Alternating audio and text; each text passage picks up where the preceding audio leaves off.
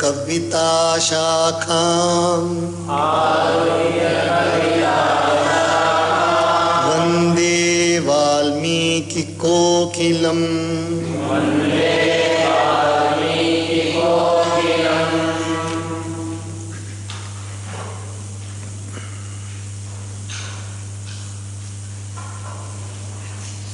The rishis of Bharat have opted to meditate completely always upon Paramatma. They had no other primary activity than meditating upon Paramatma.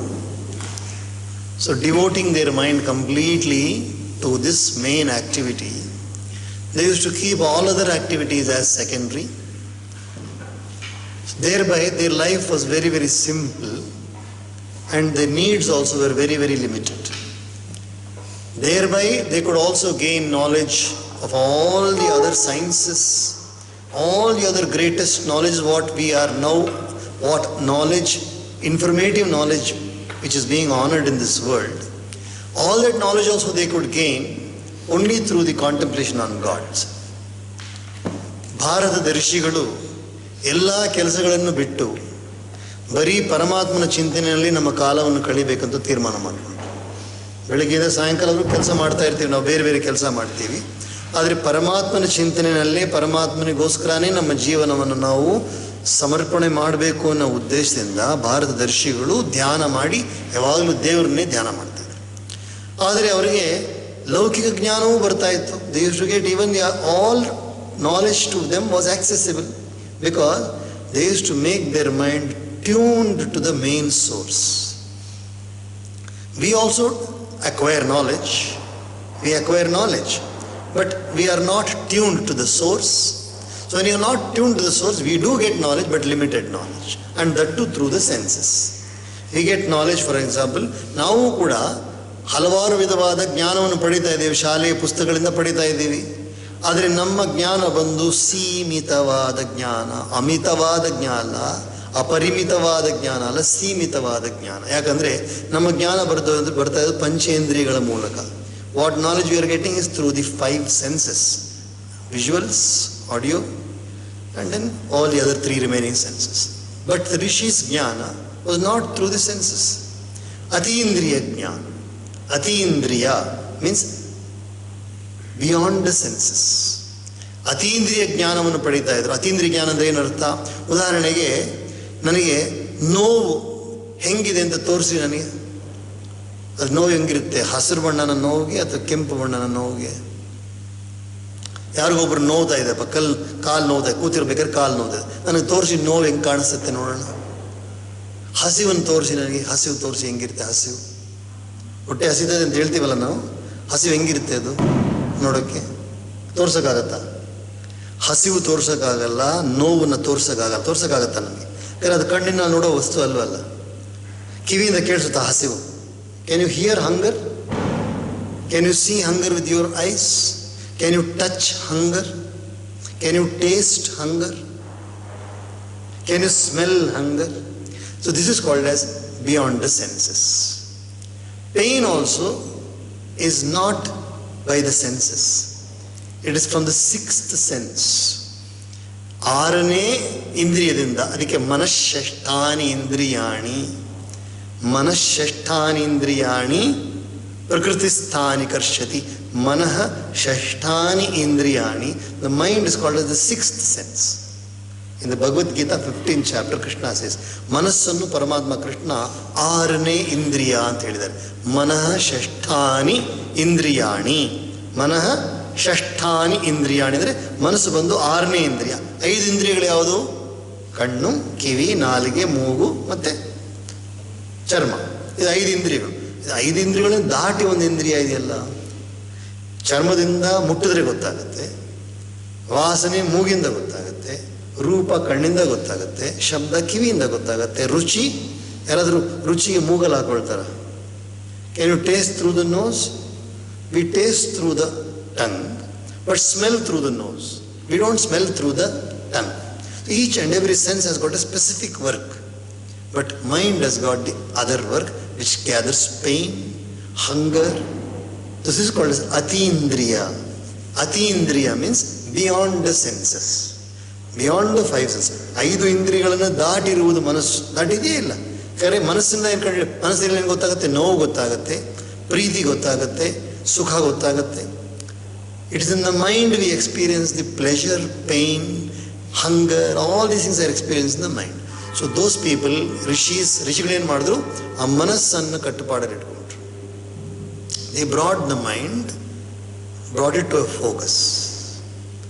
ಮನಸ್ಸನ್ನು ಒಂದೇ ವಿಷಯದಲ್ಲಿ ನಿಲ್ಲಿಸ್ಬಿಟ್ರು. ಯಾವ ವಿಷಯದ ಮೇಲೆ? ಪರಮಾತ್ಮ ನಿಲ್ಲಿಸ್ಬಿಟ್ರು. They brought the mind into focus, not on anything else. ಕೆಲವೊಮ್ಮೆ ಇವಾಗ ಏನೋ ಒಂದು ಆಯ್ತಪ್ಪ, ಇವಾಗ just now something rang. What was that just now? ದೇವಸ್ಥಾನದ ಗಂಟೆ ಕೇಳಿಸ್ತಾ, ಎಲ್ಲರಿಗೂ ಕೇಳಿಸ್ತಾ, ಇವಾಗ ಎಲ್ಲರಿಗೂ ಕೇಳಿಸ್ತಾ. ಕೆಲವರು ಕೇಳಿಸಿಲ್ಲ ತಾನೆ. ದೇವಸ್ಥಾನ ಗಂಟೆ ಹೊಡೆದಕ್ಕೆ some people did not hear the temple bell. Why? They should have heard. No, everybody should have heard the temple bell. ಎಲ್ರಿಗೂ ಕಿವಿ ಕೇಳಿಸಿರ್ಬೇಕು. But not everybody heard it because the mind was not there. If the mind is detached from the senses don't work. ಮನಸ್ಸನ್ನು ಇಂದ್ರಿಯಗಳಿಂದ ದೂರ ಮಾಡಿದ ತಕ್ಷಣನೇ ಆ ಇಂದ್ರಿಯದ ಜ್ಞಾನ ಬರೋದಿಲ್ಲ ನಮಗೆ. We won't get it. ಎಷ್ಟೋ ಸಾರಿ ನಾವು ಕೂತಿರ್ಬೇಕಾದ್ರೆ ಎಷ್ಟೋ ಜನ ಓಡಾಡ್ತಾರೆ ನಮ್ಮ ಮುಂದೆ, ನಮ್ಮ ಕಣ್ಣು ತೆಗೆದಿರುತ್ತೆ, ಆದರೆ ಗೊತ್ತಾಗಲ್ಲ. ಯಾಕೆ? ಮನಸ್ಸೆಲ್ಲೋ ಇರುತ್ತೆ. ಮನಸ್ಸೆಲ್ಲೋ ಇರಬೇಕಾದ್ರೆ ಯಾರಾದ್ರೂ ನಮ್ಮ ಮುಂದೆ ಹೋದ್ರೂ ಕೂಡ ಗೊತ್ತಾಗಲ್ಲ, ಮಾತಾಡಿದ್ರು ಗೊತ್ತಾಗಲ್ಲ ತಾನೆ. ಸೊ ಮನಸ್ಸು ಕೂಡಿದ್ರೆ ಮಾತ್ರನೇ ಇಂದ್ರಿಯಗಳು ಕೆಲಸ ಮಾಡೋದು. Senses will work only when the mind is connected. If the mind is disconnected, then sound will not be heard, taste will not be experienced, smell will not be experienced, visuals will not be seen, touch also will not be experienced. That is the power of the mind. ಕೆಲವು ಊಟ ಮಾಡ್ತಾ ಇರ್ಬೇಕಾದ್ರೆ ಏನೇನಪ್ಪ ತಿಂದ್ರಿ ಇವತ್ತು ಮಧ್ಯಾಹ್ನ ಏನೇನು ತಿಂದ್ರಿ? ಯಾರ್ಯಾರು ಕೇಳಿ ನೋಡು.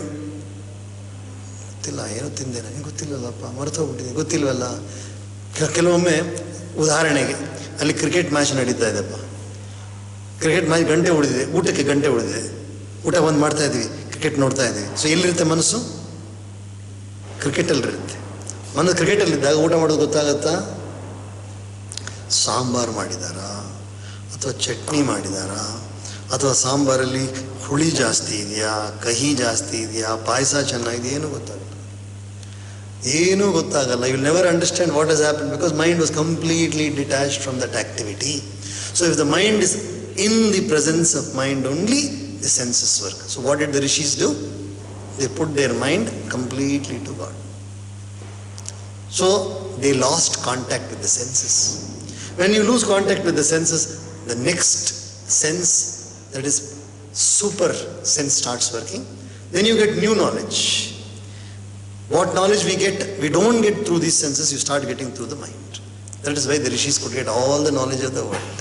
ಅದಕ್ಕೇನು ಋಷಿಗಳಿಗೆ ಬೇರೆಲ್ಲ ಜ್ಞಾನ ಪಡೆದಿದ್ದವರು. ವೇದಗಳ ಜ್ಞಾನ ಬಂತು, ಪುರಾಣಗಳ ಜ್ಞಾನ ಬಂತು, ಭಗವದ್ಗೀತೆ ಜ್ಞಾನ, ಮಹಾಭಾರತದ ಜ್ಞಾನ, ವಿಜ್ಞಾನದ ಎಲ್ಲ ಜ್ಞಾನವೂ ಬಂತು. ಯಾಕಂದರೆ ಅವ್ರು ಇದೆಲ್ಲ ಮುಚ್ಕೊಂಡ್ಬಿಟ್ರು. ಕಣ್ಣು ಬೇಡ, ಕಿವಿ ಬೇಡ, ಮೂಗು ಬೇಡ, ನಾಲ್ಗೆ ಬೇಡ, ಚರ್ಮ ಬೇಡ, ನಮಗೆ ಬೇಕಾಗಿರೋದು ಮನಸ್ಸು ಮಾತ್ರ. ಮನಸ್ಸನ್ನು ದೇವ್ರ ಕಡೆ ಕೊಟ್ಬಿಟ್ರು. ಅದಕ್ಕೆ ಧ್ಯಾನ ಅಂತ. ಅಂಥ ಧ್ಯಾನಾವಸ್ಥೆಯಲ್ಲಿ ಬಂದಿರೋದೇ ಈ ಸುಂದರವಾದ ರಾಮಾಯಣ, ಸುಂದರವಾದ ಮಹಾಭಾರತ, ಭಾಗವತ ಎಲ್ಲ ಕೂಡ ಅದೇ ಧ್ಯಾನಾವಸ್ಥೆಯಲ್ಲಿ ಬಂದಿರೋ. All these are obtained by the rishis, not by studying. ನಾವು ಓದ್ತಾ ಇರೋ ಥರ ಓದಿಲ್ಲ ಅವರು. ಅವರೆಲ್ಲ ಧ್ಯಾನಾವಸ್ಥೆಯಲ್ಲೇ ಪಡ್ಕೊಂಡಿದ್ದು, ಜ್ಞಾನವನ್ನು ಪಡ್ಕೊಂಡಿದ್ದು. ನಾವು ವಿಲ್ ಸಿ ಹನುಮಾನ್ ಏನು ಮಾತಾಡಿದ್ದಾರೆ, ಸೀತಾದೇವಿ ಹನುಮಾನ್ಗೆ ಏನು ಹೇಳಿದ್ದಾರೆ ಅಂತ ಬರುತ್ತೆ. Having addressed these words of sweet content and full of great import to that leader of monkeys, the charming lady became silent in order to be able to hear more his delightful speech dealing with the theme of Sri Rama. ಇದುವರೆಗೂ ಸೀತಾದೇವಿ ಮಾತಾಡಿದ್ರು. Sitadevi spoke to Hanuman and told him, yes Hanuman, whatever you have said is right, whatever you said is right. I feel, whatever I have asked, no questions about Sri Ram, whether he is looking after his duties properly, all that I have said now. Now she wants to listen to Hanuman. ಎಲ್ಲವನ್ನೂ ಮಾತಾಡಿದ್ರು ಸೀತಾದೇವಿ. ರಾಮರ ಬಗ್ಗೆ ಕೇಳಿದ್ರು. ರಾಮ ಚೆನ್ನಾಗಿದ್ದಾರಾ, ಲಕ್ಷ್ಮಣ ಚೆನ್ನಾಗಿದ್ದಾರಾ, ಅವ್ರ ತಾಯಿ ಚೆನ್ನಾಗಿದ್ದಾರಾ, ಭರತ ಚೆನ್ನಾಗಿದ್ದಾರೆ, ಎಲ್ಲರ ಬಗ್ಗೆ ಕೇಳಿದ್ರು. ಇವಾಗ ಹನುಮಾನ್ ಉತ್ತರ ಕೊಡ್ತಾ ಇದ್ದಾರೆ. ಸೀತೆ ಕಾಯ್ತಾ ಇದ್ದಾರೆ. ಏನು ಹೇಳ್ತಾರೆ ಹನುಮಾನ್ ಅಂತ ಕೇಳ್ತಾ ಇದ್ದಾರೆ. Placing his joined palms on his head as a token of submission. On hearing the reply of Sita, Hanuman, son of the wind god of redoubtable prowess, made the following excellent submission. ಇವಾಗ ಸೀತಾದೇವಿ ಮುಂದೆ ಕೂತಿರೋದ ಹನುಮಾನ್ ಹೆಂಗೆ ಕೂತ್ಕೊಳ್ತಾರೆ ಅವರು? ಎರಡೂ ಕೈಯನ್ನು ತಲೆ ಮೇಲೆ ಇಟ್ಕೊಂಡಿದ್ದಾರೆ. He put both his hands on the top of the head as an indication of reverence. ಆದರಪೂರ್ವಕವಾಗಿ ತಲೆ ಮೇಲೆ ಕೈ ಇಟ್ಕೊಂಡು ಹೇಳ್ತಾ ಇದ್ದಾರೆ, ತುಂಬ ಪ್ರೀತಿಯಿಂದ ಹೇಳ್ತಾ ಇದ್ದಾರೆ. ಏನು ಹೇಳ್ತಾರೆ? The lotus-eyed Sri Rama does not know you to be here. ಹೇ ಸೀತಾದೇವಿ, ನೀವು ಯೋಚನೆ ಮಾಡ್ತಾ ಇದ್ದಾರೆ ಯಾಕೆ ರಾಮ ನನ್ನನ್ನು ಬಂದು ಕಾಪಾಡಲಿಲ್ಲ ಅಂತ ಯೋಚನೆ ಮಾಡ್ತಾ ಇದ್ರಲ್ಲ, ಅವ್ರು ಗೊತ್ತಿದ್ರೆ ಬರ್ತಾ ಇದ್ದಲ್ಲಪ್ಪ ಇಲ್ಲಿ. ರಾಮ ನೀವು ಲಂಕೆಯಲ್ಲಿ ಇದ್ದಾರೆ ಅಂತ ಗೊತ್ತಿದ್ರೆ ತಕ್ಷಣ ಬರ್ತಾ ಇದ್ರು. He would have definitely come.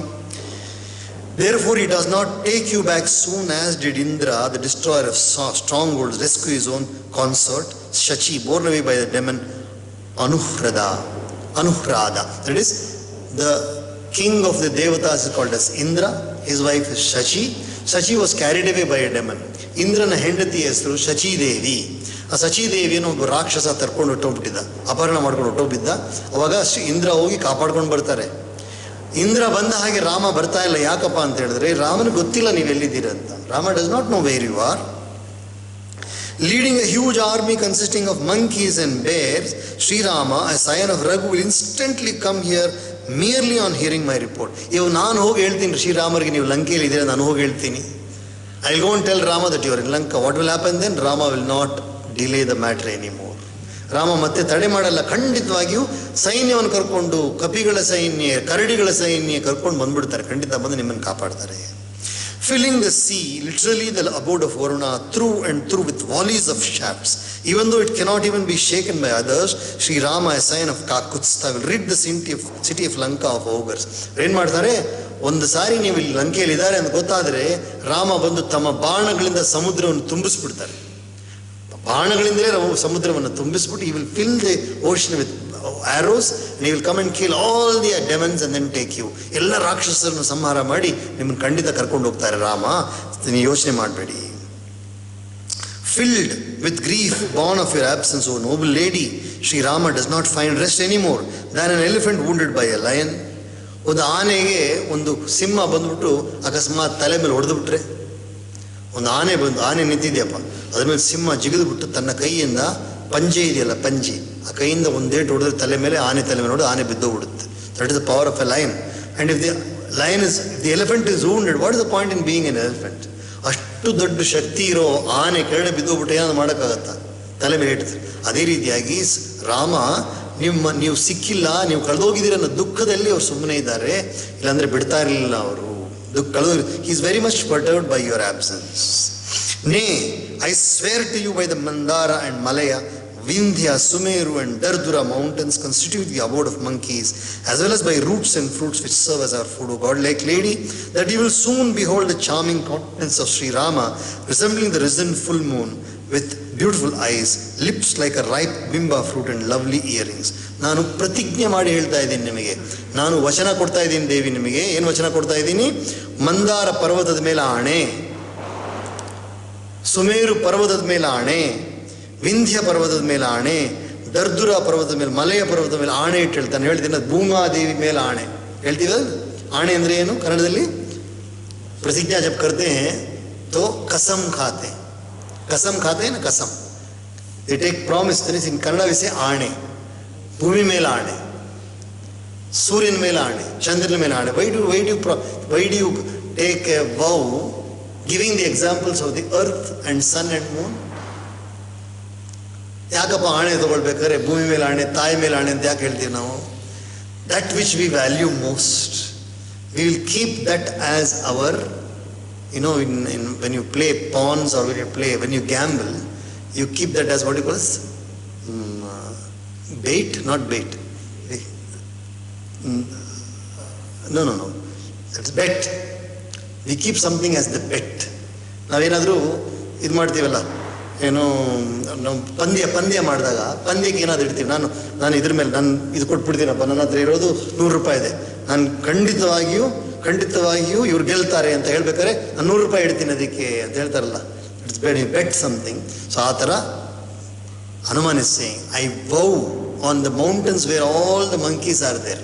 Because the mountains are permanent, monkeys are definitely they are going to be there. I vow on them that definitely Ram will come and take you back. ಖಂಡಿತವಾಗಿಯೂ ನಾನು ಪ್ರತಿಜ್ಞೆ ಮಾಡ್ತೀನಿ, ರಾಮ ಬಂದು ಖಂಡಿತವಾಗಿಯೂ ನಿಮ್ಮನ್ನ ಕಾಪಾಡ್ಕೊಂಡು ಕರ್ಕೊಂಡು ಹೋಗ್ತಾರೆ. Will pass here today. Hari Om.